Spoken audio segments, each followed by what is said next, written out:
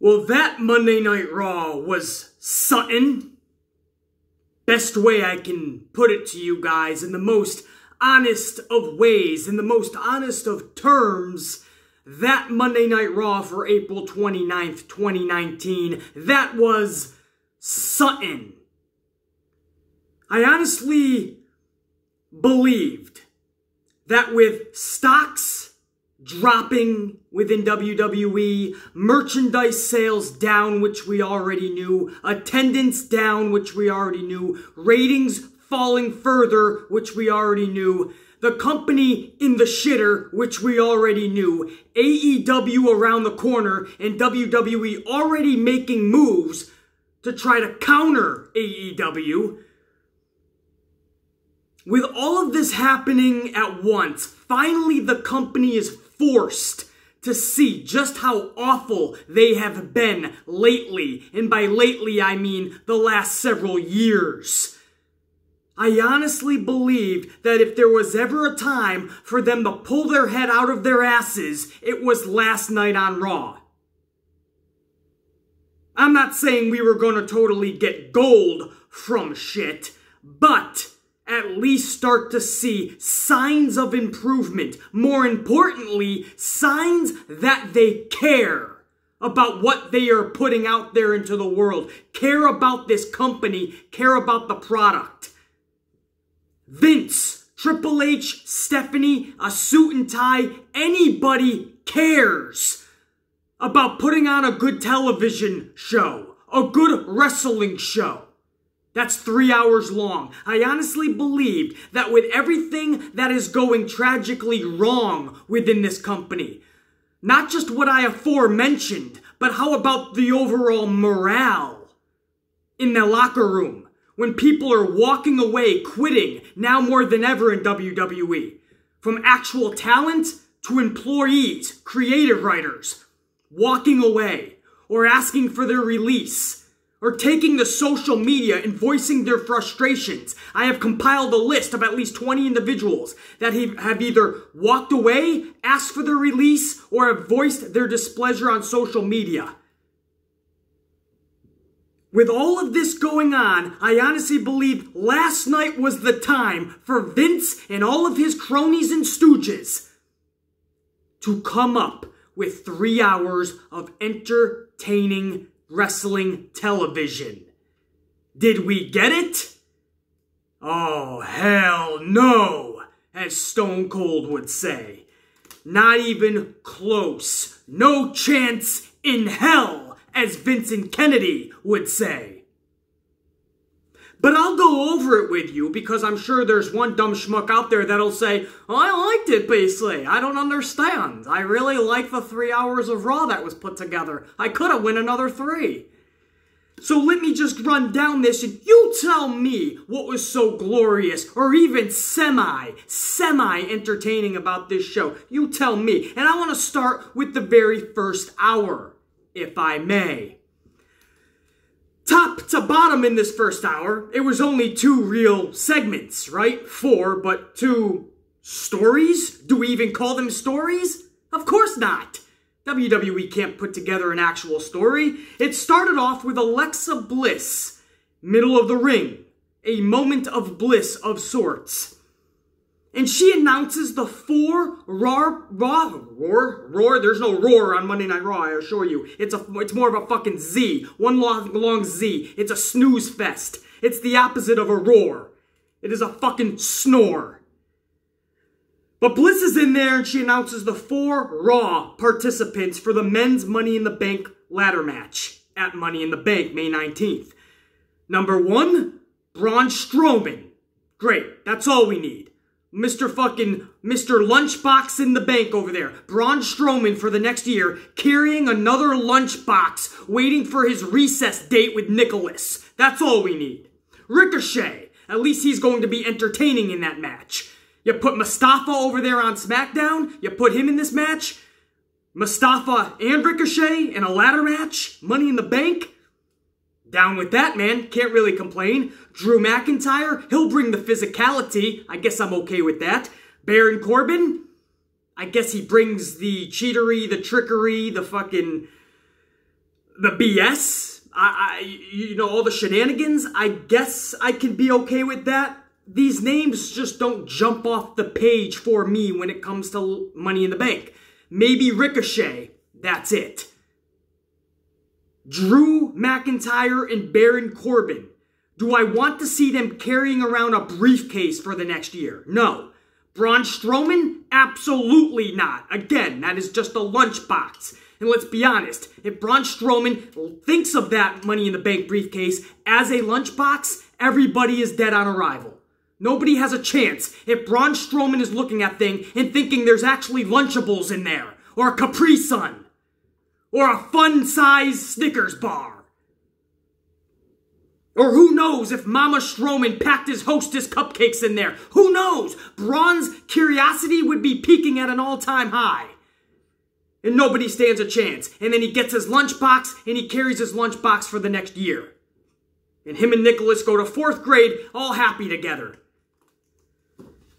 We don't need to see that again. And that is why these names are not jumping off the page, and that is why they don't do anything for me, aside from maybe Ricochet. But on top of that, the moment Alexa Bliss brought all 4 of these individuals to the ring, I knew what was going to happen immediately. We were going to pay homage to Mr. Holla Holla Holla player, Teddy Long. And we were going to have an impromptu tag team match. I knew it. So what did we have? An impromptu tag team match. Faces versus heels. And this is the most lackluster, redundant BS way that you could promote your Money in the Bank ladder match. Every single time Vince McMahon has a schmaz match at a pay-per-view, which is all the time, multiple times each pay-per-view, he always does the same type of build-up. Let's just throw all of the competitors that are in the schmaz match, let's throw them into another tag team schmaz match as the build-up. And in the end, it does nothing. This does not get anyone excited to see the schmaz match at the pay-per-view. Ever. It never has, it never will. But they keep doing the same bullshit.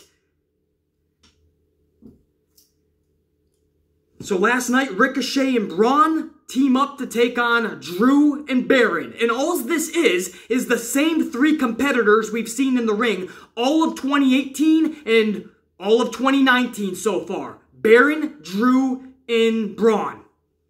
I've seen it a million times. All they did here is add in Ricochet. And that's the whole first half an hour of Monday Night Raw. It ends with Braun Strowman power slamming Corbin. Ricochet hits the top rope for his glorified gymnastics. And that's the victory for Braun and Ricochet. Does nothing. Okay, what did that accomplish? It's rhetorical. Nothing.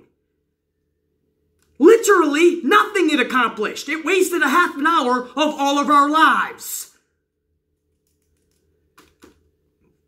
And this is how they kicked off 3 hours of Monday Night Raw last night with that bullshit. And I wish I could tell you it got better, but it just got even more tragic. And again, with all that's going wrong in this company, you would think last night they would put together, compile some good entertainment. That's the best they have for getting people excited about Money in the Bank and about that ladder match. That's the best build-up. It's the same build-up we see all the time. And for anyone that's saying, oh, well, they could have had qualifying matches, at least that would be fun. No, it wouldn't. We've seen that a million times too. In a company where wins and losses don't mean anything, everybody's 50-50 booked. So even if somebody won their qualifying match, we would just look at it like, yeah, it was their week to win. It was their turn to win this week. Fuck qualifying matches. Get creative. Shit, right off the top of my head, I would have Vince McMahon backstage the entire show and superstars throughout the show. After every segment or every other segment, a superstar is trying to come up to Vince and trying to explain, beg even, to Vince McMahon why they should be in Money in the Bank and one of the participants. Have it be like a story arc and you don't know where Vince is headed. Maybe one person totally pisses off Vince McMahon with his begging and he brings him to the ring and he has a couple of people beat the shit out of him in like a handicap match. Maybe Vince is fucking around with some of the individuals trying to get that spot. individuals show up that we didn't think would pop up in front of Vince McMahon, have the balls, have the cojones to step in front of Vince and plead their case. Who knows? But when you have an actual story arc, that compels people to stay tuned and it excites them because they have to see what happens next. It's like a cliffhanger throughout the show. It's an actual story arc. Like back in the day when they knew Stone Cold was coming to the arena and Vince would have his cronies, his authority, waiting in the parking lot. All security is waiting inside the arena and everybody's awaiting the arrival of Stone Cold, and they keep showing after every segment the parking lot. They're waiting for Stone Cold and it builds up. It builds up this anticipation. It's exciting. It's an actual TV show and you have to find out what happens as the night goes along. Or AOP, they're over at the bar and they're waiting for a tag team to join them for a little bar fight if they got the balls to. And every other segment, they keep going back to this bar and AOP is drinking beers and they're waiting and you don't know what's going to happen. Are they going to show up? And if they do, what's going to happen? You have to see because the anticipation has built up. I love when story arcs happen throughout the show. Get creative. We don't always have to see stupid, nonsensical bullshit schmaz tag team matches or qualifying matches, which mean nothing in a company like this. That's my opening rant on just how Raw started the first half an hour. Then we went into another tag match. So mind you, this is now ending the entire first hour, and it's just another tag match. And this is with two teams that just landed from SmackDown. The Usos taking on Gallows and Anderson. But we've already seen that 100 times on SmackDown. So both teams just got to Raw in a superstar shakeup, but they're having a match with each other. So how is that a shakeup? Nothing got shaken up. They got brought to a new show, but they're still having the same match.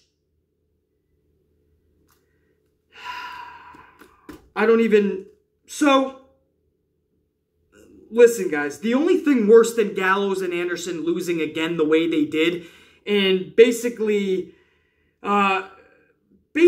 just being screwed by not just every brand they're on, but by WWE as a whole. Maybe this leads to like an AJ Styles, Gallows, Anderson little club reunion, right? AJ Styles kind of turned heel last night, but not so much. I mean, I'm sure it's going to be one of those 50-50 deals leading into Money in the Bank. They really want Seth Rollins to be the head face. So I wouldn't exactly call that a heel turn yet. But maybe they do like a club formation. I don't know. As of right now, it looks like they have nothing for Gallows and Anderson. Another simplistic loss last night. But the only thing more tragic than that is the way the Usos were portrayed last night. One of the most awesome, the best tag team right now in the world, the Usos, flowing and riding on all cylinders. And they came out last night and they turned them into two members of the Spirit Squad. They turned the Usos into a couple of cheerleaders last night. They came running out singing their song. They looked like a couple of R-Truth bootleggers. Usos, Usos, down, down, down, from day one-ish, one-ish.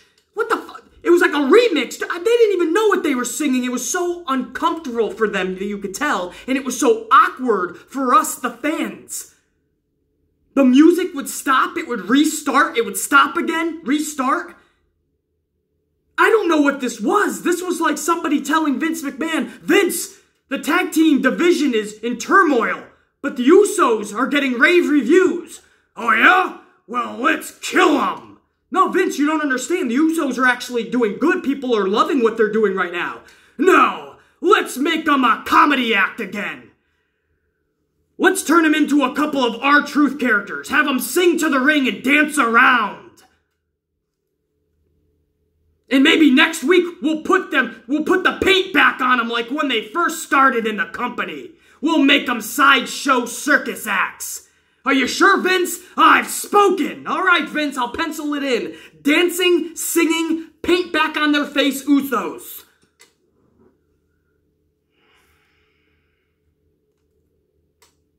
I don't know what they did to the Usos last night. That is so fucking frustrating. In a company that needs so much fixing, that needs so much repair work, needs to be really imploded from within and restructured. And the one thing they choose to focus on is the Usos, something that was already going perfect. That was one of the bright spots. And that's what you tweaked? The War Raiders is what you tweak? The Viking experience? The Viking Raiders? Viking Warriors one day soon? Who knows? This company tweaks what is already good and refuses to even look at what's tragic. Again, Usos defeat Gallows and Anderson. Of course they're capable of doing such. They're the best tag team in the world right now. But for Gallows and Anderson to lose like they did yet again on a new brand, what does this say about them? If you're not going to put them with AJ Styles, I don't know what they're doing with Gallows and Anderson. And the Usos, they better never, ever come dancing and singing to the ring ever again. They went from a cool, badass, newly formed Usos reputation with this Uso penitentiary and just methodical, man. And now they're just clowns again. You know, it's... If you don't find that tragic, man. Post-match, it got even worse. You ready for this? Post-match, they grabbed the microphone. I don't even know what they were hooting and hollering. Something about we got footage. Hilarious footage. Gonna change the landscape of WWE. Oh, it changed the landscape, all right. They go to a clip of the Revival. This is back in like the showers or some shit. And they're shaving one another's back. Or Wilder is shaving Dash Wilder's back. The Usos are cracking up. All of a sudden, we're back in fucking junior high school. They said something. Revival took notice. They chase him out of the shower or locker room. And this pisses off the Revival. So back in the ring, the Usos are still laughing. The Revival actually comes down the ramp and they start declaring that they're men. And they have needs. And they have hair. And they have to shave it. And at this point, I'm literally thinking, what am I doing with my life? And I think we're all thinking, what the fuck are we all watching? That was I looked at the clock and that was literally the end of the first hour. Now, on something that was supposed to be fun, intriguing, right? I mean, I got all of everything I had to do yesterday. I got done early. I made a nice, awesome DiGiorno pizza, extra cheese, sizzling. I was ready for Raw. And again, I thought because of everything going wrong, maybe they were going to give us something a little more entertaining last night. And I looked at the clock and that was the end of the first hour. A dude is shaving another dude's back. Two dudes are cracking up. The other dudes come out and say, hey man, we have hair and we have to shave each other. And the first hour is finished. And I don't even know what the fuck to say anymore about it. The second hour. Let's go to it. There's literally, I don't know what else I can say about that entire first hour. We just saw Braun, Baron, and Drew again in another match, just Drew and Ricochet, and then you had a SmackDown rematch. A couple of dudes shaving each other's back. I don't know what the fuck it was all about. And the tragedy that we know as Monday Night Raw is up and kicking. We start the second hour now. Second hour starts off, Miz TV, Bobby Lashley. Lashley and Miz go back and forth about their accomplishments. Lashley makes fun of Miz's dad, George. Miz flips out. We cut to commercial. When we come back, we have Lashley versus Miz. Does anybody care? Of course not. It's Lashley versus Miz, man. Shane's music hits halfway through the match. This is a welcoming sight for me. I actually like Shane McMahon. I know a lot of people don't. But when you look at what this guy does when he doesn't have to, he's the boss's son, yet he puts his body on the line every single time he goes out there for our entertainment. Love Shane McMahon, and I love Shane McMahon and Miz's feud. It's one of only two feuds or storylines we actually cared about in the last several months. aside from Kofi Kingston and Daniel Bryan, which happened organically, at least Shane and Miz, that feud actually looked like it was given some attention, some detail, some focus, some actual thought went behind it. So that is a welcoming sight. And again, I'm okay with seeing them one more time even. And it looks like maybe Money in the Bank. I'm down with that. So Shane McMahon's music hits halfway through the match. A picture of Miz's dad appears on the Tron. And the distraction works. You got George up on the Tron. Miz is like, what the fuck? Take that down. And the distraction works. Lashley capitalizes with a spear. Post-match, Shane McMahon gets in the ring and puts a beating on The Miz. After the post-match beating, he looks over The Miz and he says, I am the best in the world. Didn't mind that. The match, Lashley and Miz, absolutely not. Snooze fest galore. Nobody cares about that. But when you look at the post-match beating and the continuation of Shane and Miz, for me, I'm good with that. Miz has been really gaining on me the last several months. Shane McMahon, I've always been a big fan of his. I love the storyline, and it makes sense. It's believable. There's real hostility and physicality between the two. Even though Shane McMahon can lay in those punches a little bit heavier. Don't be afraid, Shane. They were a little weak. But when they do get physical, man, in their matches like we saw at Mania, they caution to the wind, man, because they go full throttle. Next up, we have the War Raiders. No, not the, what are they called? Viking Raiders. I don't even know anymore. Nobody knows what their name is. Fucking Viking Experience Raiders, War Machine, whatever the fuck they are.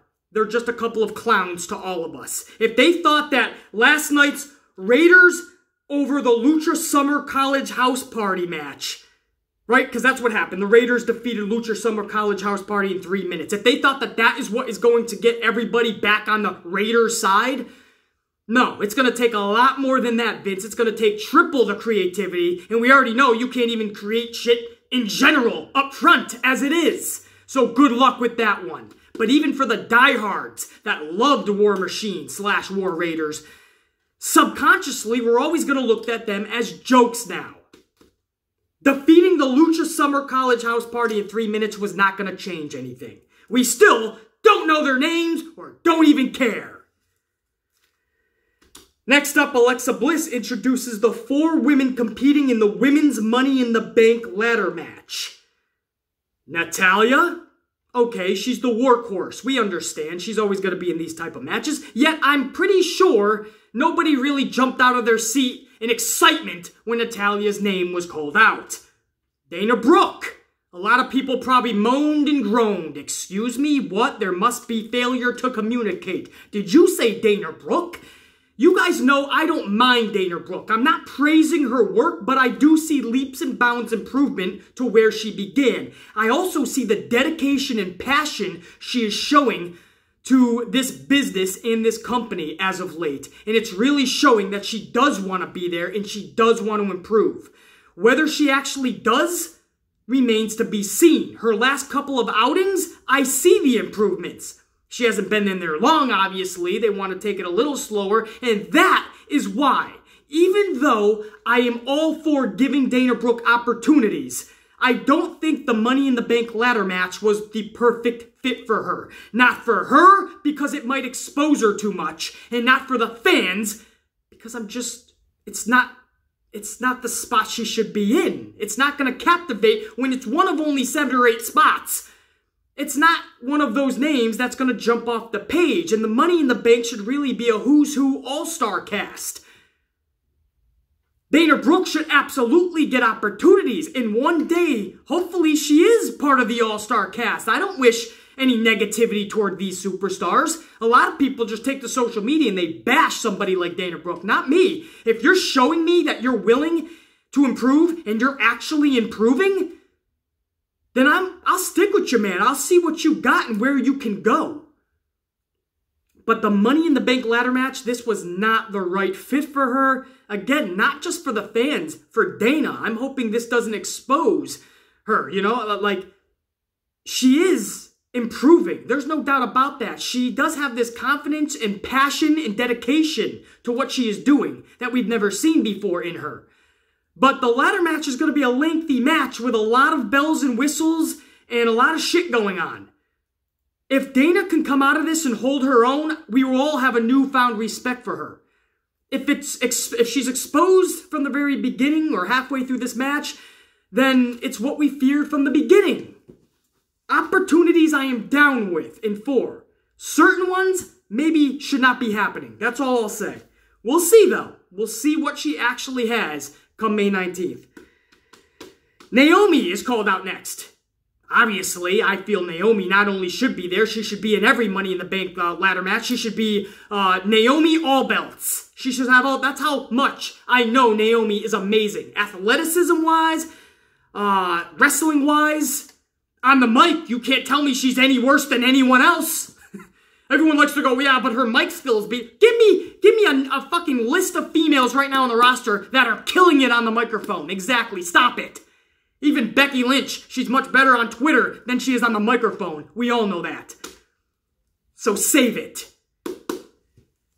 So obviously Naomi belongs. And then Alexa Bliss really garners up even more heel heat here. And this is good because Alexa Bliss gets some big pops, guys.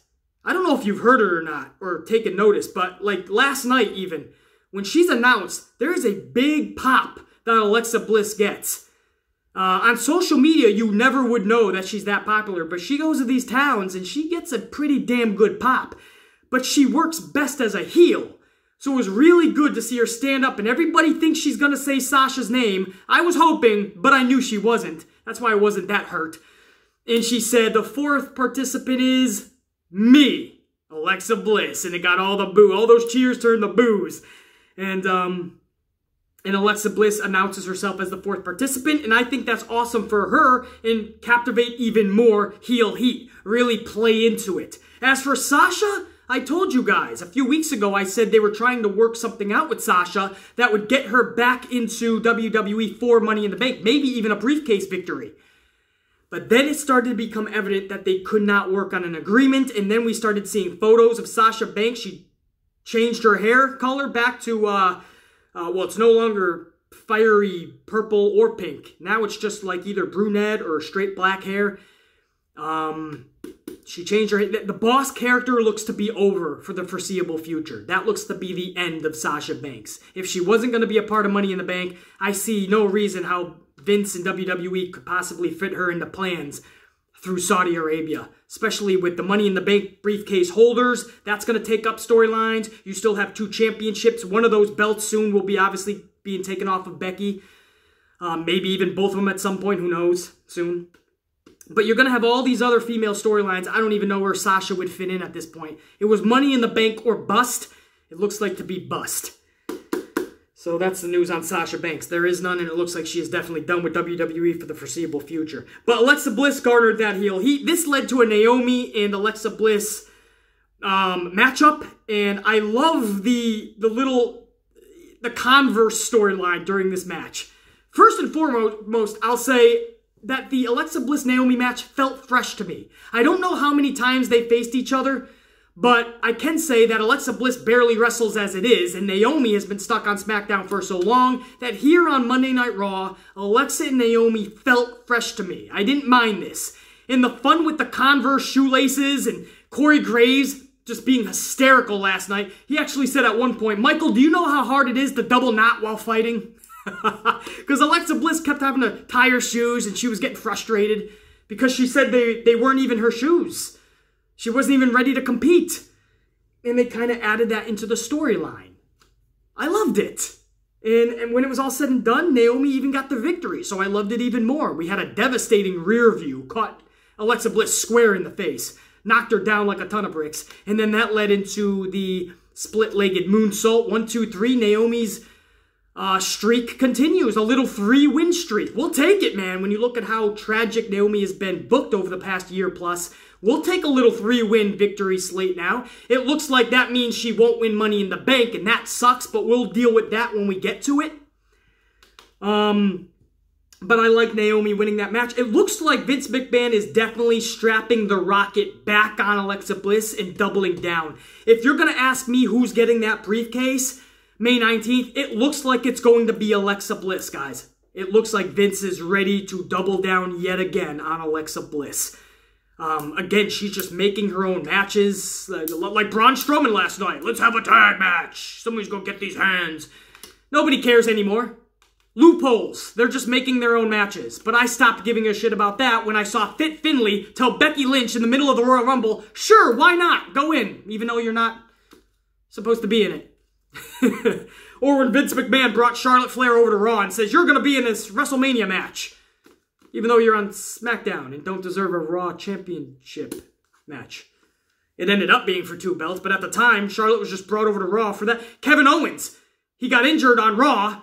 He comes back on SmackDown and immediately gets thrown into a championship. I mean, I stopped giving a shit about some of the things WWE does because if I overthink it, I'll literally just want to put my head through every cement wall here in New York City. So I stopped.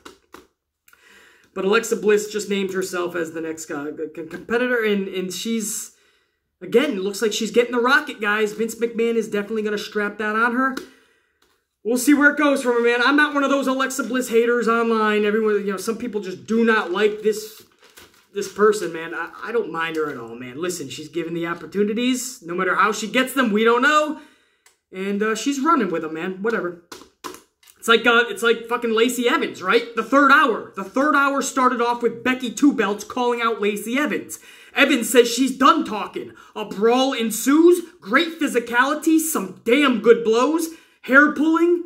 This Lacey Evans, this southern lady, looks like she may have something. There may be something special in Lacey Evans after all. Just like Alexa Bliss, Lacey Evans has a lot of hate on social media, but Lacey Evans, every time she gets the ball, she's scoring a touchdown. You can hate her all you want, but listen, she's getting the opportunities. She's just going to try to do the best with what she has with the opportunities, and so far she's scoring every time. You can't tell me she's not. So that was at least good to see, man. I mean, Lacey Evans was taking it to Becky Two Belts last night. Do I think she should be catapulted to a championship match this early? Absolutely not, guys. I'm just saying, for what we know about Lacey Evans, every time she's getting the opportunity, she's running with it, guys. That's the truth. Hawkins and Ryder, they defeated the Revival. That doesn't even matter at this point if your name is the Revival. If your name is fucking Wilder and Dawson, does it really matter what is happening now in your career? You're thinking it can't get any worse than shaving each other's backs on live television. It can't get worse than that, you're thinking, if you're the Revival. But then Vince is like, oh yeah, in an hour, you're gonna go lose to Hawkins and Ryder again. Talk about a tragic night for the Revival, gone even more tragic, gone even worse. Talk about jokes in this business. Sami Zayn, the critic of critics. I love this, man. Even though Sami Zayn, when he's by himself, he can fully admit that WWE absolutely should be producing better content, that every fan has every right to demand better. At least his character, it's funny, man. I do love this character, and I love how they're giving it time to breathe. They're not parading somebody out there at the end of his promo to start a feud or a fight or a match for that night. No, they're letting Sami go out there all the time he needs, really throw some jabs and blows at the fans, show his displeasure with everything, and then he kind of drifts off. Says his piece and he leaves. It doesn't lead to anything for that night, or it's not rushed into a feud. They're letting this character in this story kind of breathe. I love it. I love everything about this Sami Zayn character that he is playing right now. And it's so believable and it's refreshing. You know, to see a genuinely believable, refreshing, captivating heel like Sami Zayn, that's really good to see. And it's like Bray Wyatt, another character I'm really high on right now in this whole Firefly Funhouse. I'm loving this Bray Wyatt, man. And all of his, he's got like talking stuffed animals and paintings that are coming to life and a puppet that talks. And I love it. When you can bring dynamics like that into your production, it raises awareness, is what it does. It raises people's curiosity and interest. Even whether they love it or hate it, it at least gets them interested.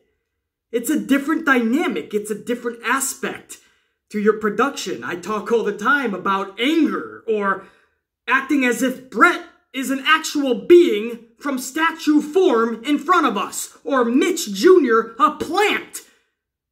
As if he's come to life. But it's an interesting dynamic.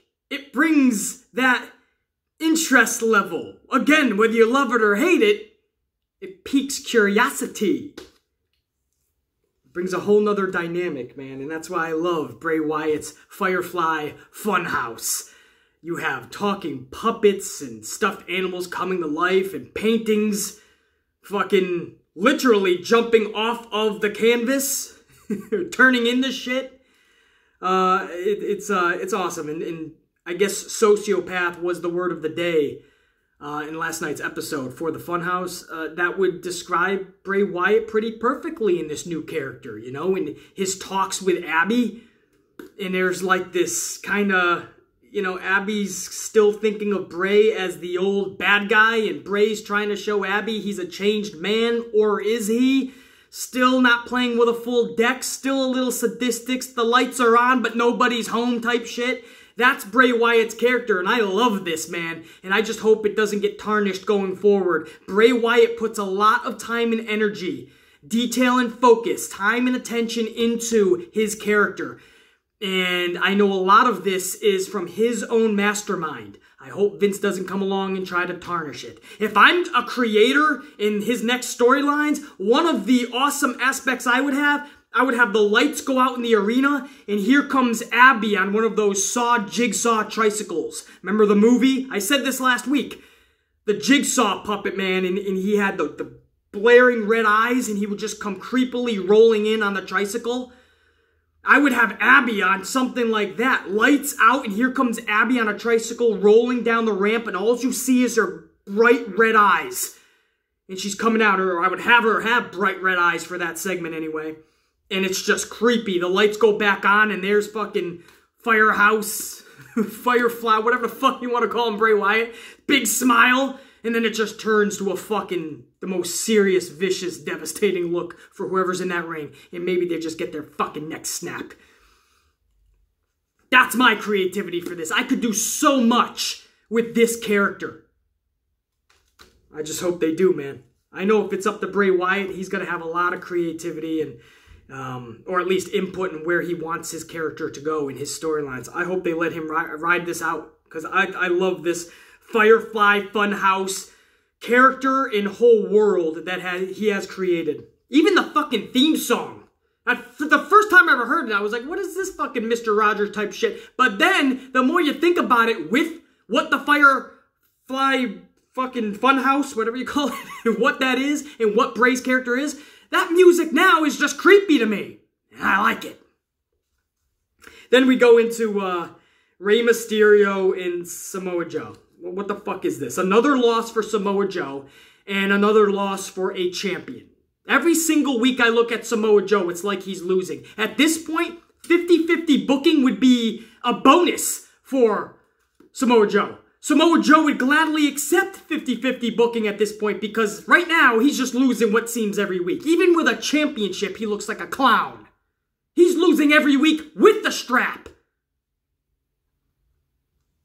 And I saw this match on SmackDown so many times, either in 6-man tags, tag teams, or one-on-one. WrestleMania, I just saw this match. Yes, Rey Mysterio was injured, so it was only like 20 seconds. Still, I don't need to see this on Raw. It's supposed to be a shakeup. You don't just take individuals that were on one show, bring them to the next show, and then have them do the same matches. Again, Gallows and Anderson and the Usos earlier in the night. Rey Mysterio and Samoa Joe. Come on, man, you gotta get more creative than this. At the end of this, Rey Mysterio's son came out and hoisted Rey Mysterio on his shoulders like this was some big celebration, a big victory, a big fucking gold medal win in the Olympics. Or he just won the hot dog eating competition in Coney Island. Or he just beat Seth Rollins for the Universal strap. No, you just beat Samoa Joe. Join the club. Everybody beat Samoa Joe. What is this gonna lead to? Rey Mysterio's son turning on Rey Mysterio, and that's his introduction to the business. No offense, he looks like a good kid. But he also looks like the kid that would be next to me in science class, and I'm fucking trying to get his answers off him. I don't know if he has any business being in a wrestling ring. Then we go into a contract signing. This is Styles and Rollins. You guys know I'm really high on Styles and Rollins at Money in the Bank. I'm really looking forward to that matchup, guys. And I honestly think that this is a counter to AEW, no question, because AEW is going to be giving you 6 days after Money in the Bank, Chris Jericho versus Kenny Omega, and Dustin Rhodes versus Cody Rhodes, brother versus brother. It's going to be a pretty stacked card. I'm sure Vince knows what he's doing here. He's going to try to counter that with a good wrestling match of his own. Let's give him Rollins and Styles. Put him in there for 6 minutes. Are you sure 6 is enough, Vince? You're right. Give him 7.5. So who knows, man? I'm hoping it doesn't turn out like Shinsuke AJ Styles at WrestleMania. That really let us down. But I think Rollins and Styles are going to give it their all. I really do feel there's an internal kind of competition within them, like, I am better than you, I'll prove it. You know what I mean? An internal competition with everyone, just saying, hey, Rollins is good, but I'm better. Or Rollins is thinking, hey, Styles is good, but I hope everyone knows, like, I am actually better. So I am very much looking forward to that match, guys. The contract signing last night, when they were talking, a little lackluster, right? It was kind of like a little bland. Rollins is just like, Rollins said, I beat Brock Lesnar, you didn't. Styles comes back with, yeah, we'll burn it down, and I'll build it back up. So I do like how they played off each other's slogans, but at the end of the day, it was a lot of lackluster talk for the final segment of Raw. The fun here was the extracurricular activity after the contract was signed. AJ Styles goes to shake Rollins' hand. Rollins instead hoists the title over Styles' head and says, this is the closest you're going to get to this title. Styles just smiles, goes to walk away, turns back, starts throwing bows into the dome piece of Seth Rollins. Rollins gains the upper hand, gets a suicide dive to the outside onto Styles. Styles regains the upper hand, sends Rollins into the ring, phenomenal forearm through the contract signing table. So that was a badass way to end that entire segment. They were both pretty fucked up after that table spot. We faded to black. Raw went off the air. I don't know if I would have had that end Monday Night Raw. Anything on Raw last night, I wouldn't have had end Raw. Trust me, I would have gotten way more creative, but I would have had it do with the competitors in the ladder match. I would have made that more of the focal point. Because with Rollins and Styles, we know what we're getting. That's going to be the badass wrestling match. It doesn't really need a huge story around it. It just needs to be, I'm better than you, I'm going to prove it. I'm better than you, I'm going to prove it. Oh yeah? Now we wait and find out. And on that night, we all find out. That's all that needs to tell. But I do like the extracurricular activity afterwards. And again, that phenomenal forearm through the contract signing table was a cool spot. And I'm not a big table nerd, right? We need tables, man. Tables. We want tables. We want tables. Come on, man. I'm not one of those people. But that was actually a pretty damn good table spot. Because at that point, even when he was setting up for the phenomenal forearm, I didn't even know that. I forgot the table was even in there, nor did I give a fuck. But the way that it was done and the way even Styles sold going through the table, I did think that was cool. And I am very much, just seeing these two get a little physical, it just reinstilled why I want to and need to see this match. It is a bucket list dream match for the Amplified Man. That was one of the... Ooh, that was good. That was one of the bright spots in Monday Night Raw. And it was very tiny, and it was one of maybe only 3. It was that, there was Bray Wyatt's Firefly Funhouse promo, Alexa Bliss and Naomi I didn't mind at all, and I enjoyed Shane McMahon's beatdown of The Miz after his nonsensical match with Bobby Lashley. So I guess you could say 4 things, very tiny in nature. That was what I semi-enjoyed during the entire 3 hours of Monday Night Raw. So if that is something that, I mean, just gets you going, because again, I'm going to get somebody, I'm telling you right now, Amplified Unit, there's always somebody that stumbles upon my video, not part of the unit, or at least not yet, maybe one day they'll be, and if so, I hope that they're retrained and knowledgeable by the time they join. But there's always some dumb schmuck that'll come across and go, I don't know what this guy is talking about. He's negative and he's crazy. He's yelling at the camera and he's... I liked the Raw last night. It was 3 hours of thoroughly entertaining, match-by-match athleticism, and I loved it. I would have wanted 3 hours more, but Vince didn't give us it. Monday Night Raw is the best show I've ever seen in my life. Did you see Rollins and Natalya last night? They're epic. There's always some dumb schmuck that gives me bullshit like that, and I'm like, what are you fucking talking about? That was 3 hours of something that should be so unique and so special and so entertaining. We're all talking about it in a positive way today. Your friends in school, grown adults at their job, man. We used to